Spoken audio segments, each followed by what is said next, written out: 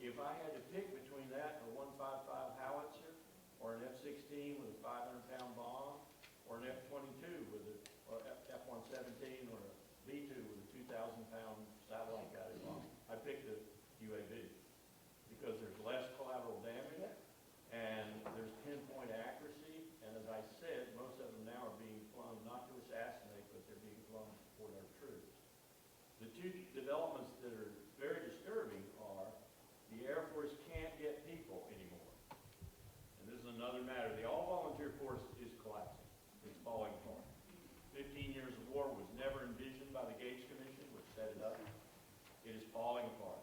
The reason we've gone from 2.7% women in the ranks to 22% women in the ranks has nothing to do with egalitarian spirit on the part of the services, and everything to do with we can't find the men. 1/3 of the people in the profile every year are too obese to serve. Another 1/3 of the people in the selective service profile are incapable of passing the ASVAB. They're stupid. So that leaves 1/3 of the men available for what would be a draft, but for volunteer service. Only 1/3. You've cut it by 2/3 already. Women are going to constitute 50% of the armed forces by mid-century easily because you can't find it. It's falling apart. It's physically unsupportable. It's ethically and morally unsupportable, in my view. But that's part of the problem with UAV pilots and squadrons right now. They're at about 1/3 strength. Deborah Lee, the Secretary of the Air Force, recently said, I don't know what to do. I have no idea what to do. I cannot recruit. So what have they done? They've turned about 2/3 of UAV operations over to military contractors. They're paying them $100,000 plus to fly these things. Now, right now, they're not using them primarily because the mission has kind of gone away to kill people, but they are using them for all the intelligence, surveillance, and reconnaissance missions, and it's just going to go from there because you can't find the people to train to be military. How many of you even knew anything about this? You see what our media does? It keeps you in the dark about all of this. The gentleman in the red shirt back there.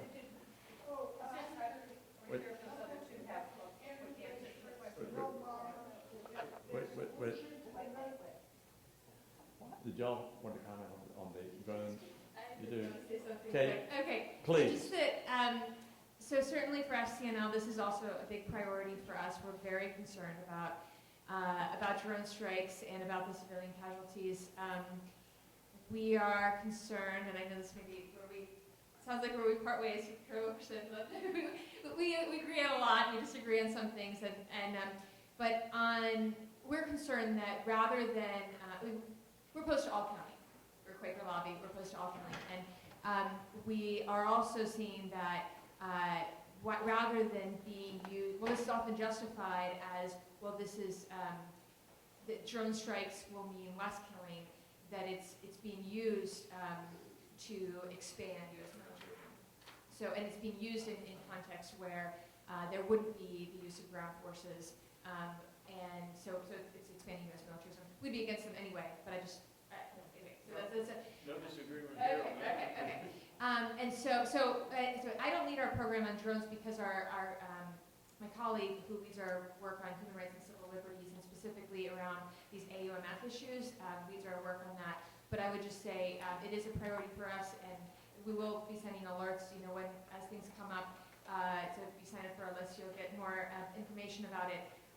And one issue that I know, one issue is certainly in repealing the 2001 AUMF, because that is the legal framework that is used by the current administration, last administration, and likely future administration for drone strikes anywhere around the world.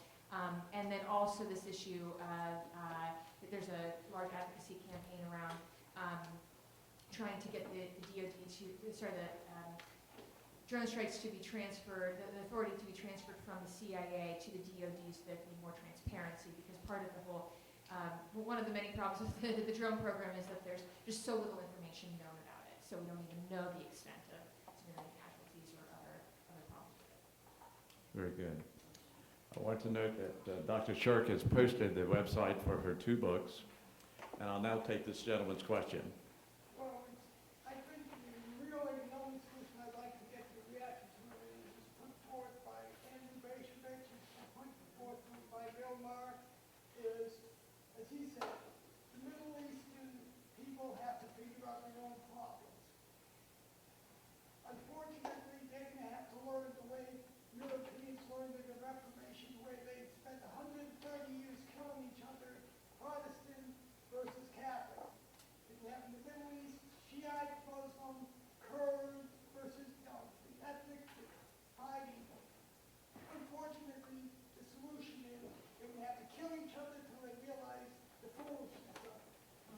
Thank you. Anybody?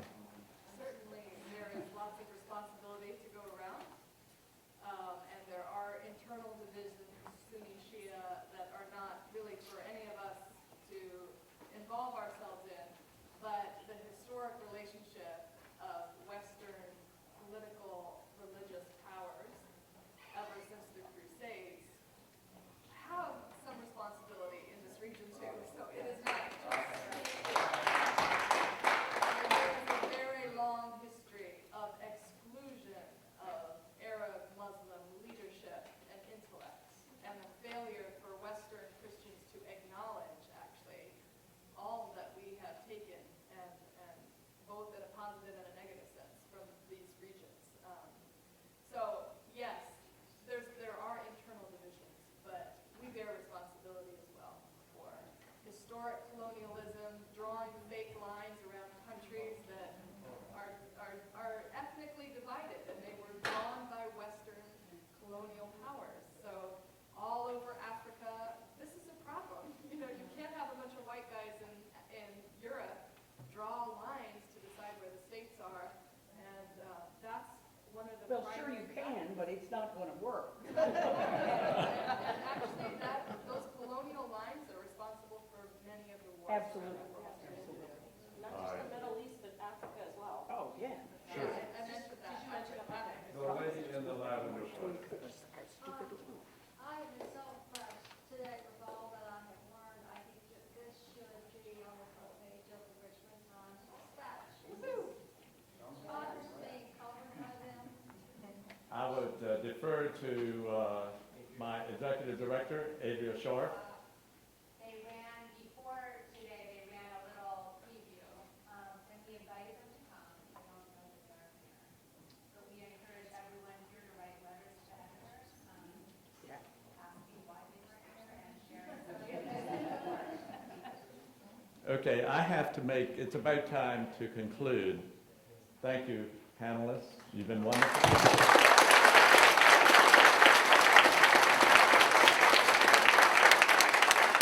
Thank you, audience. I have two announcements. I just want to remind you of the room changes for the next panel discussions during the next period, beginning at 2:45. The color of Tura will be in this room, the Alice Haynes room. The militarization of police panel will be in room 305. That's a change. The panel on government surveillance will be in room 321. That's a change.